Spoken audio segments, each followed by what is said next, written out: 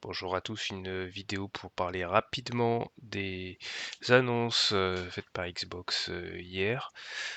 Donc il est question d'une nouvelle console Xbox qui serait une console portable en fait Xbox Roguelite. Il y a deux versions, une version blanche un peu moins puissante et une version noire qui serait la Xbox, qui vient de la Xbox Series X. Alors c'était attendu parce que le marché des consoles portables est en plein boom. C'est un marché qui se porte bien avec la Steam Deck notamment, et puis toutes les concurrentes, la Legion Go, la ROG Ally bien sûr, et puis la MSI Cloud.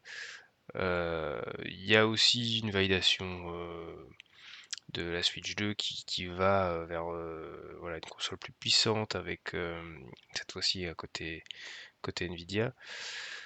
Donc tout ce marché se porte bien, même si la Switch 2 est quand même un peu particulière, mais on y reviendra. Xbox prend pas de risque avec ça parce que c'est pas eux qui vont faire le design, le form factor, etc. Tout ce qu'ils vont faire, c'est du logiciel, entre guillemets. Ils vont adapter leur Windows pour avoir Windows portable. Et voilà, c'est un logiciel qui sera en plus calqué, je pense, sur SteamOS, donc ils savent où il faut aller. Donc pas de risque, pas de... plutôt une bonne attente, surtout si c'est complet avec le Game Pass. Honnêtement, ça va intéresser beaucoup de monde dans moi. Et puis, comme j'ai dit, une validation avec la Switch 2 qui cartonne et qui fait que ce genre d'appareil nomade, voire sédentaire qu'on peut plugger sur un écran, bah, ça marche bien.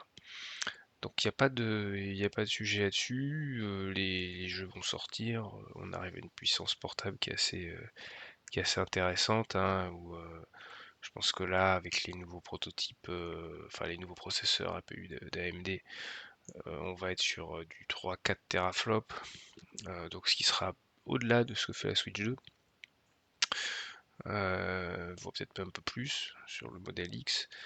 On se rapproche vraiment des consoles de salon et ça se rapproche en fait des spécifications qu'il faut pour faire tourner Unreal Engine 5 dans de bonnes conditions, surtout s'il y a des technologies type FSR là, ou DLSS, donc ce sera plutôt du FSR sur la ROG Ally X, qui vont permettre de faire des mises à l'échelle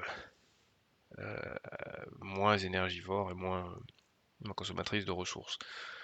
Donc c'est plutôt bon, c'est plutôt intéressant et je pense que c'est ce qu'il fallait faire. Euh, Par contre, le problème pour moi, ça va être le prix. Je pense que Xbox va pas vendre ses consoles à perte, c'est fini ce temps-là. On l'a vu là récemment avec les dires des dirigeants et puis même voilà, ce qui est sorti au procès où ils n'ont jamais gagné d'argent sur des consoles, le procès avec Epic. Donc je pense que c'est fini ce temps-là, et la récente augmentation des séries X et S, malgré les ventes moyennes, font que je suis plutôt pessimiste et je pense qu'on aura des prix qui vont être assez costauds. Alors assez costauds, ça va être mesuré, mais je vois bien le modèle Series S facilement à 400, peut-être même plus, euros, et le modèle Series X, Xbox, je sais plus, la X, je vois bien 700-800 euros malheureusement. Ce qui est un peu le prix des ROG Ally, hein. Même la ROG Ally X, je crois qu'elle est même à 1000 euros. Donc j'ai peur quand même que le prix soit assez costaud. Je pense quand même qu'il y aura un petit sponsorship de Xbox, donc on sera quand même en dessous des 1000 euros pour la plus haute version, mais je vois bien ces consoles à un prix supérieur à la Switch 2. Euh, Même le modèle Series S, je pense qu'il sera un peu plus cher. Donc ce sera à voir, ce sera étudié. Moi, ça m'intéresse. Ça m'intéresserait d'autant plus voilà, qu'il y a l'écran VRR, etc. Alors, je pense pas qu'il soit OLED, ce qui est un peu dommage. Mais c'est quelque chose à suivre. Et j'espère que ben, voilà, ça tirera le marché vers le haut et donc les prix vers le bas avec peut-être une baisse de la Switch 2 que j'ai pas acheté pour l'instant. J'attends qu'elle baisse ou un modèle OLED ou une baisse bah, des autres consoles, Steam Deck, etc. Ou alors un Steam Deck V2 qui sortirait un peu plus rapidement.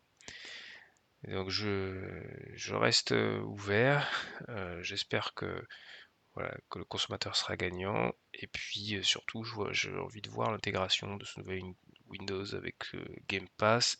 Et puis normalement, euh, tous les launchers, hein, peut-être GOG, Epic, et certainement Steam, même si je pense que ça va être un peu la guéguerre encore entre Microsoft et Steam. Ça sera à voir. Voilà. Bah, merci à tous pour ce bref actu. Et puis, en attendant de voir ce qui se passe, je vous souhaite à tous une bonne continuation. Au revoir.